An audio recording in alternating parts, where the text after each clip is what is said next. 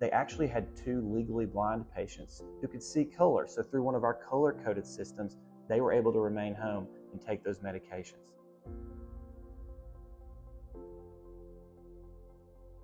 My name is Morgan Honeycutt, and I'm the president of Max LTC Solutions, a pharmacist overseeing 2 locations that serve assisted living and personal care homes across the southeast United States. A long-term care pharmacy takes care of those needs of residents who are now living in more like an inpatient situation. So it's not quite the hospital, but they're no longer at home. And so what we find is that with assisted care, it's very similar to the retail experience, except that they're in this assisted living environment, and then into group homes, drug rehabilitation centers, personal care homes. These are all areas that we can provide similar to inpatient care, their medications. My day-to-day, that's one thing that can be exciting, is it changes a little bit each and every day. One of the big things we're always making sure we do right is the logistical side of long-term care pharmacy. Servicing about 80 communities across the Southeast is not easy. So I'm making sure that we're following the policies and procedures of multiple states, multiple groups, and multiple levels of care, and doing all that while meeting the pharmaceutical and clinical needs of the residents we serve. The team aspect is very important to us here at Max LTC Solutions. The saying goes, you're only as strong as the weakest link in the chain, and we have a very strong chain here. Within our team, we have different departments. When a prescription comes in, that starts with our order and data entry team. They're on the front lines communicating hourly with the nurses and staff of these communities, making sure that as these orders come in, it's the right order for the right patient. It then goes to our pharmacist team to review those orders and make sure it's an appropriate dose and timing for those medications. We then have a fulfillment team. The fulfillment team is primarily responsible for taking that order and literally filling it. And what I mean by that is it's their job. If it's a half pill, they're splitting that tablet. If it's take 1 pill every other day, they're packing it in every other pocket. And so they're filling that medication exactly as it's to be taken when it arrives to an assisted living community. And then it goes back to the pharmacist team for that final review to make sure that not only is the order correct, but the physical medication we're sending is packaged exactly how it is to be taken. And then off to the side, we obviously have our billing team. And the billing team is very important. Mac Wilhoit once told me, we pay for medications because we have to, not because we want to. And so having a strong billing team that's fighting on the behalf of those residents who may not have someone to call their insurance and get that prior authorization or find an alternative method of therapy that has a better copay.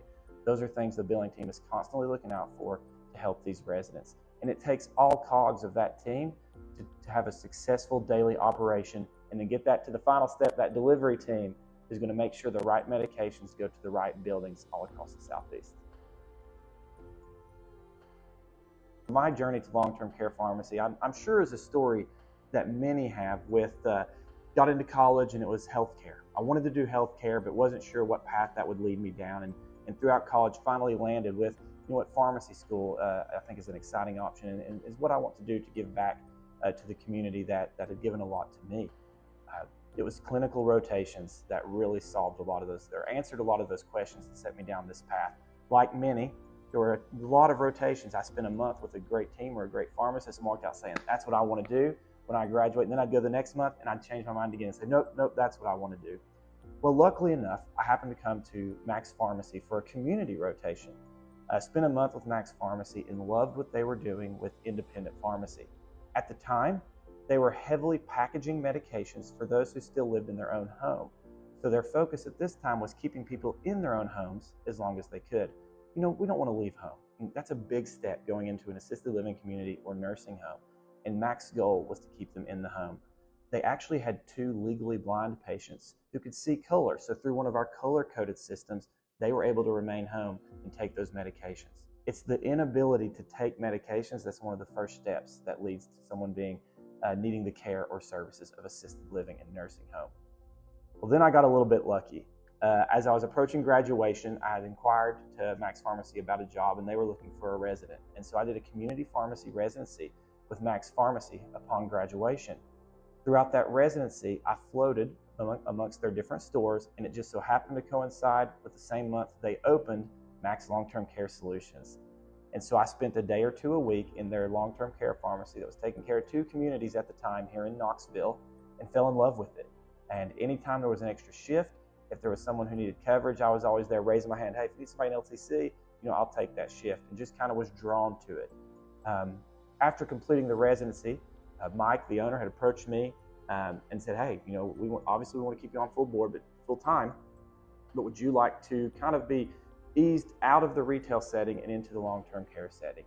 And I think what it was for me, I am a little bit of a control freak, but what I really liked was in long-term care, when you're communicating directly with the caregivers, as pharmacists, when we get those medication orders, we know, hey, I'm assigning when this patient is going to take the medication.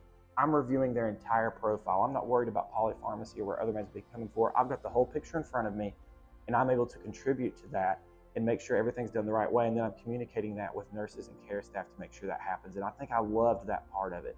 I loved the team aspect of the logistics of working with the team to deliver to multiple communities. And so I found myself gravitating towards that area, and then started full-time in Max LTC, about 11 years ago. Kept pushing, kept grinding, and eventually was named PIC and became pharmacist in charge in around 2015, and a handful of years ago became president of Max LTC when we opened that second location down in Georgia. My favorite thing about my current role is working with the different levels of care. I don't get caught in a rut. And so I may be speaking with a director of a drug rehabilitation center one day, and the next day I'm talking to a senior vice president who oversees 15 assisted living and personal care homes in 3 states. And we're talking about levels of care and things we can do to improve those services. I love the problem solving of it. So when I get that stat order, we have to have plans in place to say, okay, this is how I'm going to deliver a medication that's 7 miles up the road. But what about the medication that's 100 miles up the road? So that problem solving aspect, and then being spread out like that, getting to meet different people in different walks of life and different levels of care, keeps the job exciting and fresh. If you think long-term care pharmacy is for you or it's something you're pursuing, while you're in pharmacy school, one of the first things I would say is look for that clinical rotation. Now, as someone who came through, I know there's not many of those that are offered, and so first, that's the path you want to take. But secondly, I would heavily encourage you to reach out to a long-term care pharmacist.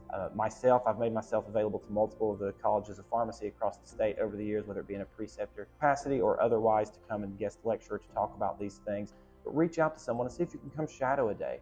It's not uncommon at all. And we've had a number of students from various colleges of pharmacy to come out and spend the day shadowing with us just to kind of see what we're about. Because it is a different environment. I used to joke with my incoming students that maybe in the past 10 years, I've had one student who came here with true long-term care experience, where they had worked in some location that does exactly what we do or something very similar. But primarily, when someone comes to us on rotation, it's I've heard of long-term care pharmacy, but I don't know anything about it, or I knew they got their medication somehow in nursing home, but that's never been explained to me. And so I would encourage you to reach out to a long-term care pharmacy, see if you can go shadow a day, and then see what it's really about. We are more.